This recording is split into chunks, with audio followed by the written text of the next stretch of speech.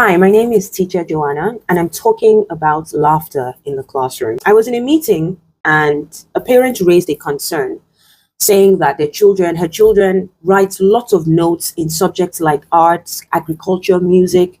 These are practical subjects, that requires practicality. And in my mind, I was like, I have been fighting this battle for years. I don't know why art would have a note. All they should have, I'm not saying they shouldn't write at all, but it should be 90% or if not 95% drawing and things like that. Same with music, same with agriculture. Do the work instead of just writing. It doesn't make any sense when you have a subject like computer science. And instead of taking the children to the computer lab and having them, engage with the computer, you're telling them the keyboard, the space bar is under the key. It's counterproductive and children are getting bored. When I go, how was your day at school? Their response is boring. At least 9 out of 10. I decided to look into it and I came across quite a number of research papers. In fact, one of them had a whole school, divided a whole school into 3 groups.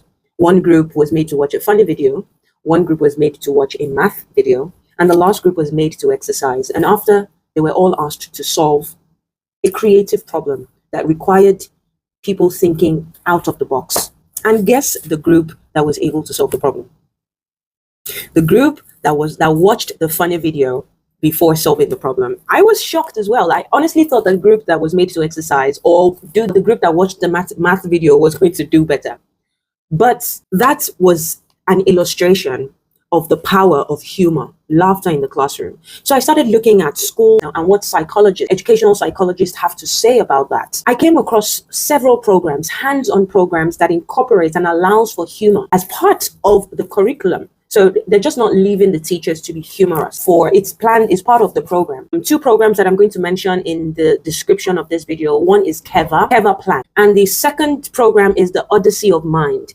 These programs were developed by educational psychologists, and what they have discovered in implementing these programs is mind-blowing. One is increased engagement and enjoyment. And it was found that, it makes sense. When you enjoy something, you give it your attention, isn't it? This is what they realized. And because they have more attention from the children are able to do even more mentally, cognitively. Second finding, enhanced creativity and problem-solving skills. So going back to the illustration, those who watch something funny, so we're able to solve the problem. This program recognizes that and ensures that there's humor as part of the curriculum. Can you imagine? The third finding is improved social and emotional skills. So there's interaction. The children are developing their communication skills. They're developing their empathy. They're developing their self-emotional regulation, all from deploying the human intelligence, which is humor, one of that is.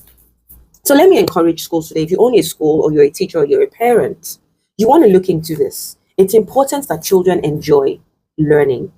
To take the easy way out by depriving students of humor simply because it is difficult to use is wrong. And this is by Stephen W. We have to leverage our own superpower, one of which is humor.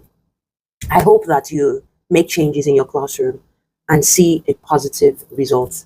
Thank you for watching. Bye.